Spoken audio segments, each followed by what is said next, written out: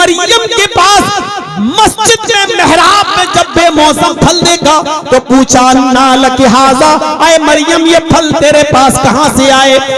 कहां से आए? वो मरियम जिन्होंने ईसा अलैहिस्सलाम को अपने पेट से पैदा किया, वो मरियम जिन्होंने बगैर शौहर के बेटा दिया, वो मरियम जिन्होंने बगैर शौहर के ईसा को जना, वो मरियम वो ईसा जो बगैर बाप के अपनी मां मरियम के पेट से बाहर आए, वो मरियम जिनकी पाक दामनी का ऐलान अल्लाह रब्बुल आलमीन ने किया, जिनके पाक और साफ होने का और पाक और साफ होने की गवाही अर्श वाले ने दी, उस मरियम से पूछा जा रहा है, आए मरियम ये बेमौसम फल तेरे पास कहां से आए? तो हजरत मरियम जवाब देती है, क़ालत हिया क़ाल हुवा मिन इंदिल्लाह, ये सारे के सारे फल अल्लाह के पास से आए।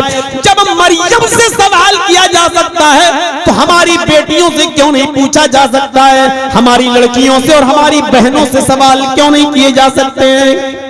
जिनाकारी के दरवाजे हमने खुद खोले हैं। तो मुनाफिक की पहली पहचान ये बताई, इज़ा हद्दसा कज़ब, जब बात करता है तो झूठ बोलता है। और दूसरी पहचान बताई, व इज़ा वादा खलफ, जब वादा करता है तो वादा खिलाफी करता है। यहाँ जितने बैठे हैं कोई वादा खिलाफी तो करता नहीं होगा, माशाअल्लाह सब मोमिन हैं। वादा खिलाफी, किसी से वादा कर दिया और मुकर गए।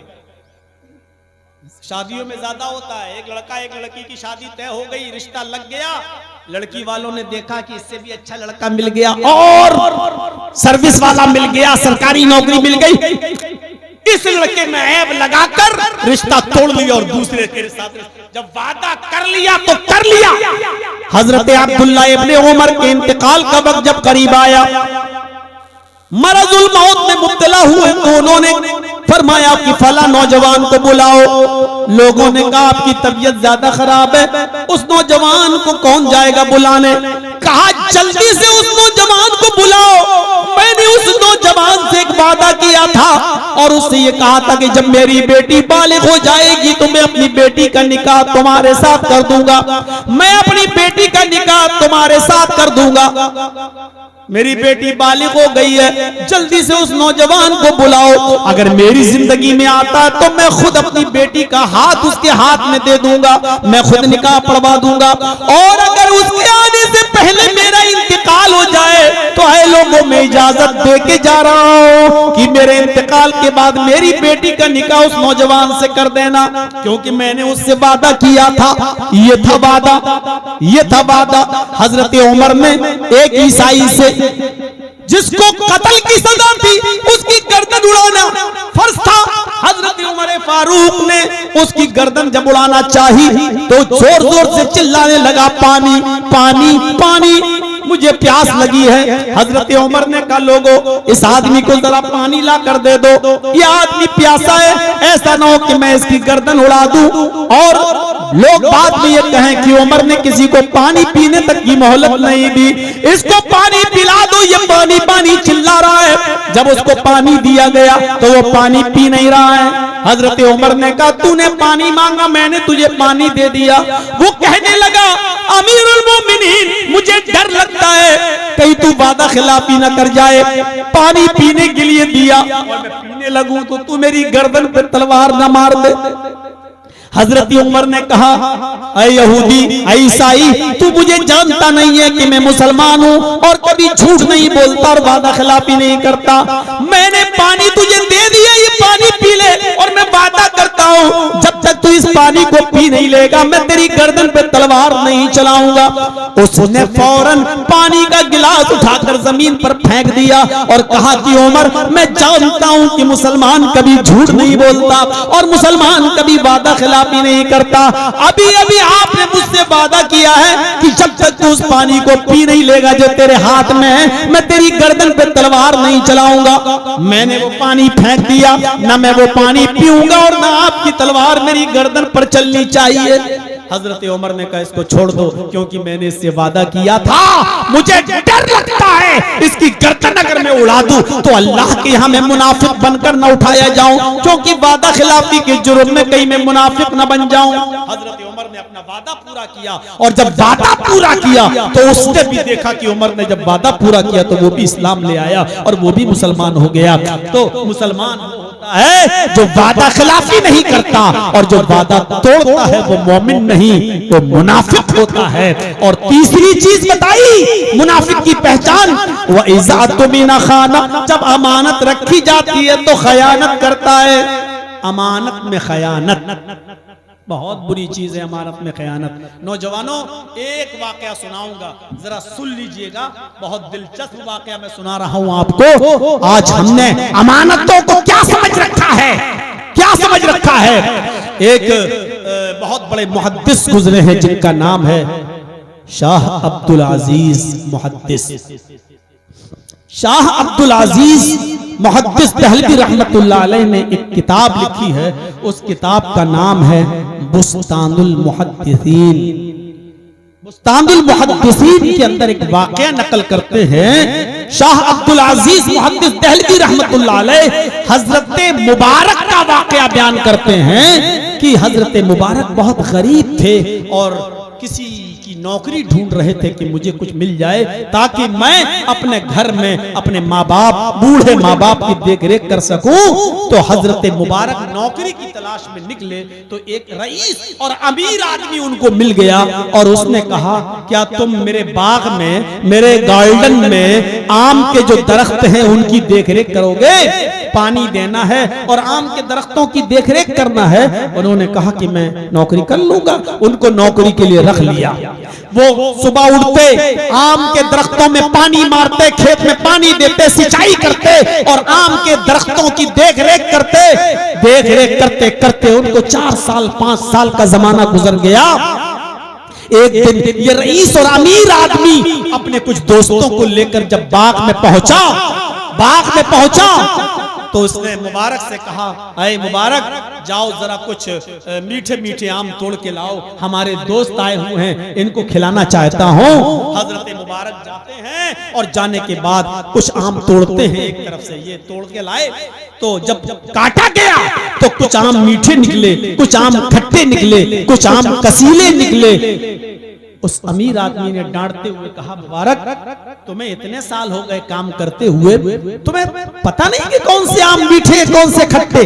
तुम मेहमान के सामने मुझे जलील कर रहे हो। मैंने कहा मीठे मीठे आम लेकर आओ और तुम कच्चे, पक्के, खट्टे, मीठे, कसीले हर किस्म के आम उठा लाए। हजरत मुबारक ने जवाब दिया कि मेरे मालिक, मेरे आका, अल्लाह की कसम मुझे कोई तजर्बा नहीं है कि कौन सा आम मीठा है, कौन सा खट्टा है, कौन सा कसीला है, मुझे नहीं मालूम।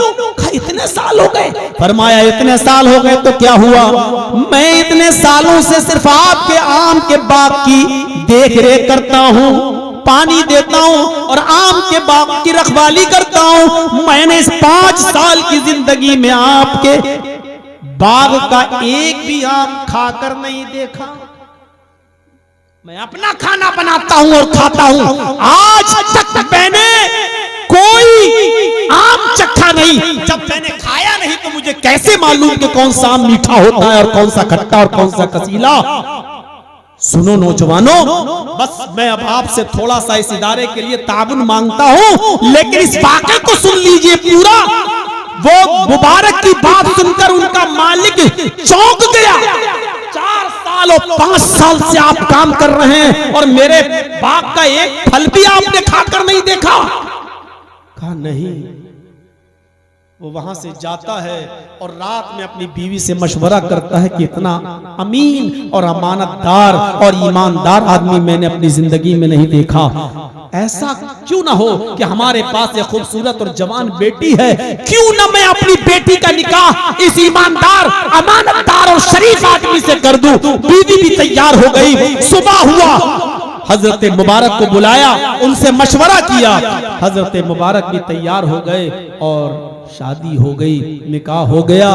उस बाग के मालिक ने अपना बाग भी हजरत मुबारक को बतौर गिफ्ट दे दिया कि अब तुम खाओ पियो, मेरी यही एक बेटी है, मैंने अपनी बेटी को ये दिया है, लिहाजा तुम दोनों कमाओ और खाओ और जाओ, इस बाग का मालिक मैंने तुम्हें बना दिया है। हजरत मुबारक की शादी उस अमीर आदमी से की बेटी से हो जाती है। ये दोनों निकाह करने के बाद जब मुजामियत करते हैं, हम बिस्तर होते हैं, शादी के बाद जब दोनों की मुलाकात होती है तो जानते हो इन दोनों की मुबारक मुलाकात से अल्लाह ने जो बच्चा इनको दिया उस बच्चे का नाम पड़ा है अब्दुल्ला। यही अब्दुल्ला बड़े होकर अब्दुल्ला इब्ने मुबारक के नाम से मशहूर हुए, जो दुनिया के बड़े बड़े मुहद्दिसों में इनका नाम शुमार किया जाता है। दुनिया के बड़े मुहद्दिसीन में अब्दुल्ला इब्ने मुबारक का नाम भी लिखा जाता है, जोड़ा जाता है। मेरे भाइयों, जब हम हलाल लुक्मा खाया करते थे और हराम माल से बचा करते थे, तब हमारे घरों में मुहद्दिस पैदा हुआ करते थे, आलिम पैदा हुआ करते थे।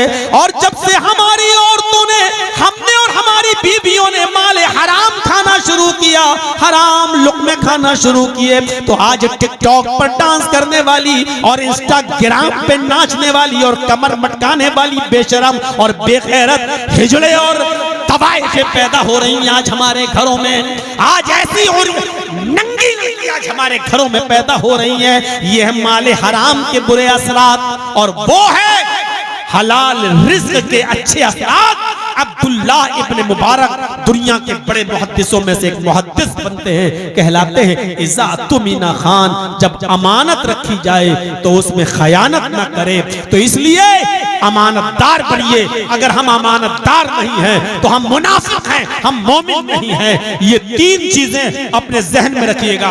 बात करे तो सच बोले, झूठ बोलता है तो वो मोमिन नहीं। वादा करे तो वादा पूरा करे, वादा खिलाफी न करे, वादा खिलाफी करने वाला मोमिन नहीं, मुनाफिक है। और जब अमानत रखी जाए तो अमानत में खयानत न करे, अमानत में जो खयानत करता है वो मुनाफिक है। मेरे भाइयों, इसी तरीके से इन्नल मुनाफिकीना युखादिऊन अल्लाह व हुवा खादिउहुम व इज़ा कामू इला सलाति कामू कुसाला।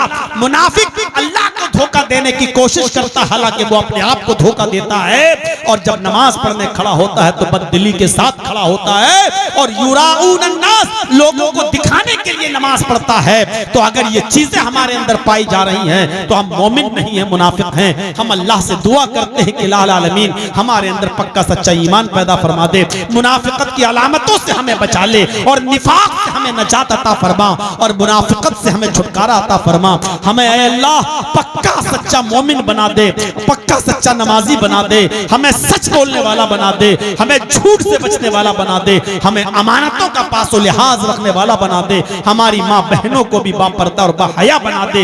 ऐ अल्लाह जिनाकारी से हमारे मुआशरे को, शराब नोशी से हमारे मुआशरे को पाक साफ कर दे। इलाहुल आलमीन, जब तक तू हमें जिंदा रख, इस्लाम पे जिंदा रखना, और जब हमारा खात्मा हो तो ईमान पर हमारा खात्मा फरमाना। वमा अलैना इल्लल बलागुल मुबीन व आखिरु दावाना अनिल हम्दुलिल्लाहि रब्बिल आलमीन। सलामु अलैकुम व रहमतुल्लाहि व बरकातुहू। 10 मिनट के लिए मैं आपके पास स्टेज पर मौजूद हूँ।